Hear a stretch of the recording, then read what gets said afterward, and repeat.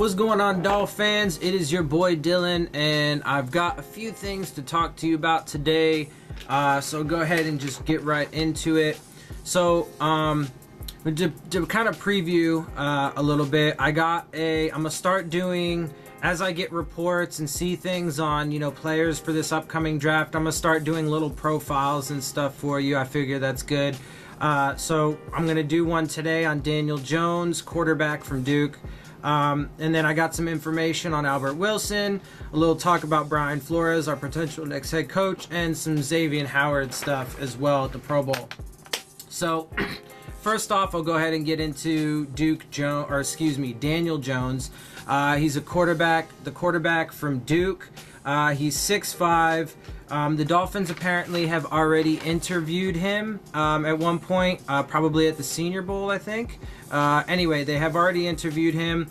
Some things that have been said about him are that he's very intelligent, he's tough, but he's kind of quiet, by his own words, which I'll read you one of his quotes in a minute. He says that he's kind of more lead by example guy. He's been compared to, in skill set, compared to Carson Wentz. So that's a pretty, good comparison. Carson Wentz has been had some injuries, but he's a good quarterback. And then they mentioned that one of his, highlights in his career was when he won the Independence Bowl over Temple. He passed for 423 yards. He threw for 5 touchdowns and rushed for a touchdown. So, he's a good quarterback. He's expected to go in the first round. Look, man, I mean, we've all got our different opinions and so on and so forth. I think that, there's a lot of people that are saying, that'll probably say, if he's there, we should take him. Or Drew Lock is another one that people, will probably say we should take if he's there. Kyler Murray or, God, I keep forgetting the other dude who's supposed to go in like the top 5 or whatever. Anyway, those guys are probably not going to be there when we pick at 13, but they, some people will probably say we should go up to get them. I disagree with that completely. I do not think we should, offload all of our draft capital to do so. And frankly, I think that we should, without question, take a quarterback at some point in this draft.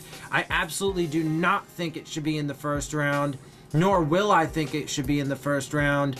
And I would say probably wait till at least the third round, if you're going to take a quarterback, for me, in my opinion, because there are other things on this team that are far more pressing.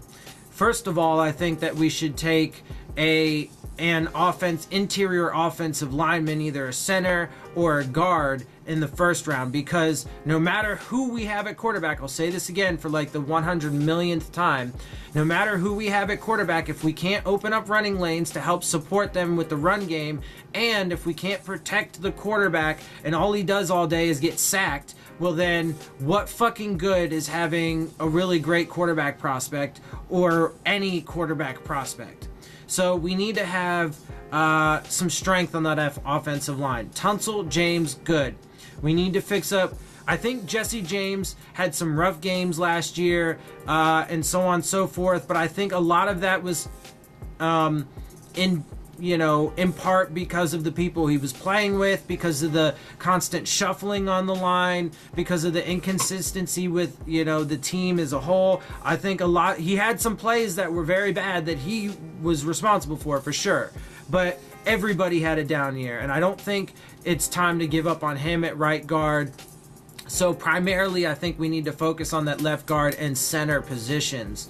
So that's what I would take in the first round. I would take I would say an interior defensive lineman in the second, and then probably either an edge rusher or another interior offensive lineman in the third, and then hit some other things like, cornerback, or maybe another linebacker, or maybe a receiver as well, and then quarterback in those later rounds. Yeah, so there's that. So moving on, there's reports that Albert Wilson is recovering well and he is looking to be ready for and full speed. Reports are that he's on track to be full speed for the offseason program, which is good because having Wilson back will certainly be majorly beneficial. Also, Xavien Howard is at the Pro Bowl. He had his first Pro Bowl practice today. And that's really all I got on that. But there were reports that, he's out there, he's having a good time. I retweeted some stuff about that. There's, pictures obviously all over the place of Pro Bowl stuff going on. But awesome though, X is in the Pro Bowl. Hopefully, things don't go as catastrophic as I potentially see them being. I don't want anybody to misconstrue the things that the data and stuff that I have, and with the information I have. I'm not saying that we're destined for a terrible season. I'm just saying that with the data and everything that I have, the information that I have at this point, it looks more likely that we're going to have a down year next year than a really good year. Again, I hope I'm wrong, and there is a possibility we still could, have an all right to a good year. The more information I get about Brian Flores and so on and so forth, the better I feel about it, but I'm still not convinced and I have to be shown it. And then again, in the totality of everything, when I take everything into consideration, it just looks more like it leans towards that one way. But anyway, hopefully next year we can have a good year, and hopefully we can get more guys into the Pro Bowl and not just X. But he is absolutely deserving, so again, congratulations to him. And I look forward, I am going to watch the Pro Bowl only because X is in it, and I want to see him get a pick. So, take one to the house, man. Like I said, he led the league, tied the league in interceptions last year with 7. And he didn't even, he missed the last 3 or 4 games. 4 games, I think, because I think he played in 12 games. So there you have it. The dude's a beast, and I'm glad to have him.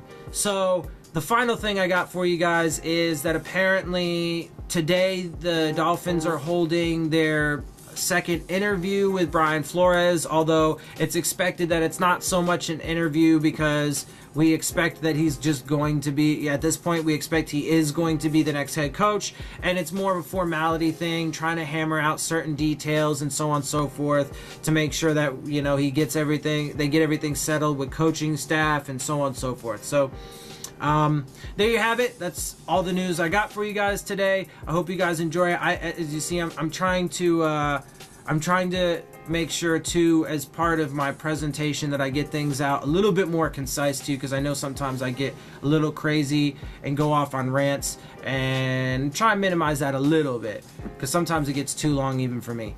Anyway, so with that, I am going to go ahead and get out of here, guys. I hope you guys enjoy my show. If you do, make sure you hit the subscribe button, make sure you hit the like button, make sure you hit the bell if you want to get the alerts. Leave your questions, comments, and concerns down in the comment section. As always, guys, I love interacting with you guys, and I hope you do it more. And I try and do everything I can for you. Leave your recommendations and your critiques and so on and so forth. I am definitely open to hearing those kinds of things.